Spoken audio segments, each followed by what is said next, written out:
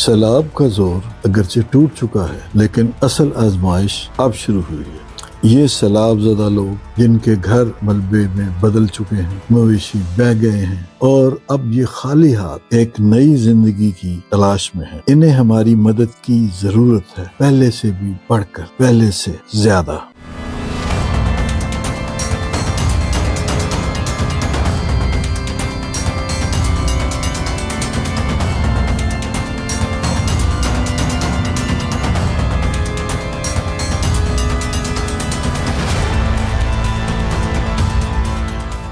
انہیں درکار ہے دوائی بھی، دعا بھی، راشن بھی اور زندگی کا حوصلہ، لہٰذا دل کھول کر مدد کریں، زیادہ سے زیادہ اشیاء خرید کر ہمیں عطیہ کریں یا براہ راست نقد عطیات جمع کرائیں۔ 16 اکتوبر 2025 کی روشن صبح۔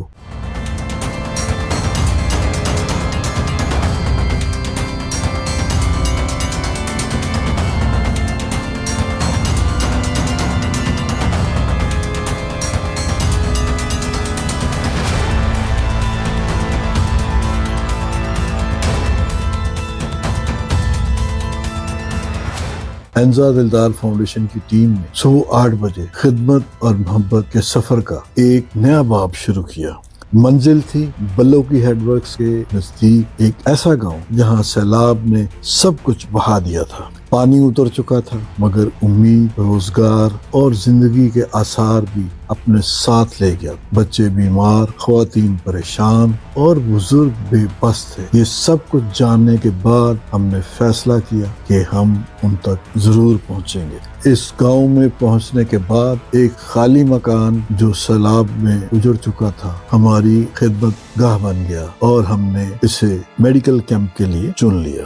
نزدیکی مسجد سے فلڈ کیمپ کا اعلان کیا گیا اور کچھ ہی دیر میں مرد، خواتین اور بچے سینکڑوں کی تعداد میں وہاں پہنچ گئے۔ میرے ساتھ ڈاکٹر فضا صاحب اور دیگر عملہ موجود تھا اور سارا عملہ پوری لگن سے مریضوں کی خدمت میں مصروف ہو گیا۔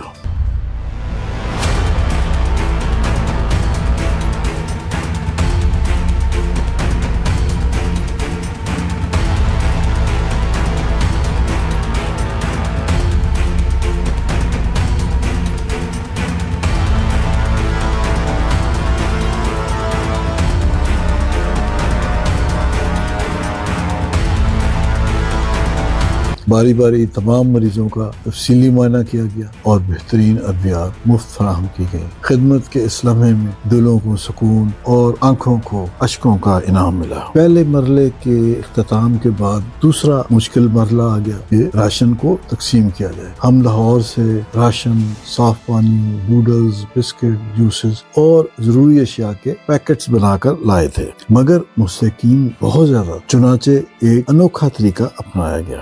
ہمارے میزبان کی مدد سے انتہائی مستحقین جو بیوائیں تھیں اور دیگر لوگ تھے ان کی ایک فہرست تیار کی گئی۔ گھر کا دروازہ بند کر دیا گیا، تمام لوگوں کو گھر کے باہر دیوار کے ساتھ لایا گیا اور ہمارے ورکرز نے دیوار کے اوپر کھڑے ہو کر باری باری دیوار سے پار لوگوں کے شناختی کارڈ وغیرہ چیک کر کے لسٹ کے مطابق تمام سامان ان میں تقسیم کیا، جو کہ ایک بہت انوکھا طریقہ تھا۔ اس سے پہلے ہم نے کبھی اس طریقے سے راشن تقسیم نہیں کیا، لیکن یہ حالات کی ایک مجبوری تھی جس کے تحت ہمیں یہ طریقہ کار اپنانا پڑا۔ جو بھی بچے ہمارے میڈیکل کیمپ میں آئے ان سب کو ہم نے چھوٹے چھوٹے کیک تحفتاً دیے۔ جب وہ بچے واپس گاؤں میں گئے تو باقی لوگوں کو بھی پتہ لگ گیا اور سینکڑوں کی تعداد میں بچوں نے ہمارے اس گھر کا گھیراؤ کر لیا جہاں پر ہم یہ کیمپ کر رہے۔ چنانچہ آخر میں ان سب کو بھی کیکس دیے گئے اور جب یہ کیک بچوں کو ملے تو پورا گاؤں مسکراہٹوں سے بھر گیا۔ یہ وہ لمحہ تھا جو ساری تھکن مٹا گیا۔ شام کے وقت ہم لاہور واپس روانہ ہوئے اور تقریباً 8 بجے ہم گھر پہنچ گئے۔ تھکے ہوئے ضرور تھے مگر دل اللہ کے شکر سے بھرا ہوا تھا، کیونکہ لوگوں کے چہروں پر شکر گزاری کے تاثرات تھے، ایسے تاثرات جو سیدھے دل کو چھو جائیں۔ یہ کیمپ سادہ ضرور تھا مگر سب سے یادگار۔ نہ کوئی بڑی عمارت، نہ کوئی دیگر سہولتیں، بس خدمت کا جذبہ اور اللہ کی مدد۔ الحمدللہ ہم ان لوگوں تک پہنچے جن تک کوئی نہیں نہیں پہنچا تھا۔ ناظرین، سیلاب کا پانی اتر گیا ہے مگر دکھ اور بھوک باقی۔ یہ وقت بہت اہم ہے، ہمیں چاہیے کہ ان کے زخموں پر مرہم رکھیں، دوائیاں، راشن، کپڑے، نقد امداد، جو کچھ ممکن ہو عطیہ کریں، کیونکہ آپ کی مدد کسی کے لیے نئی زندگی کا پہلا قدم بن سکتی ہے۔ اللہ پاک ہمیں توفیق دے کہ ہم خدمت کے اس سفر کو جاری رکھ سکیں، آمین۔ ڈاکٹر صاحب، آج آپ کہاں پہ گئے؟ انزا دلدار فاؤنڈیشن کے ساتھ کہاں پہ آج کیمپ کر کے آئے ہیں؟ جناب، آج ان کا میڈیکل کیمپ تھا 2 گاؤں میں۔ یہ بلوکی ہیڈ کے آگے سیلاب زدگان کے کچھ علاقے تھے جس میں کافی متاثر خاندان تھے۔ ان کو دیکھ بھال کے لیے، میڈیکل لک آفٹر کے لیے اور مزید دیگر ان کی ہیلپ کے لیے جناب بشری صاحب نے وہاں کا انتظام کیا تھا۔ ہم نے وہاں کا وزٹ کیا اور کافی پیشنٹس وہاں دیکھے۔ اگر آپ چاہتے ہیں کہ یہ کار خیر جاری رہے تو اس سفر خدمت میں ہمارا ساتھ دیں، اپنے وقت کا عطیہ دیں، ڈاکٹر، نرس، لیب ٹیکنیشین کی حیثیت سے اپنے گھر کا فالتو سامان، ادویات، میڈیکل آلات، کتابیں عطیہ کریں، یا نقد تعاون سے کسی کی زندگی بدل دیں، یا گاؤں میں نظر حسین مشہدی ہسپتال کی تعمیر میں بھی آپ کا حصہ صدقہ جاریہ ہوگا۔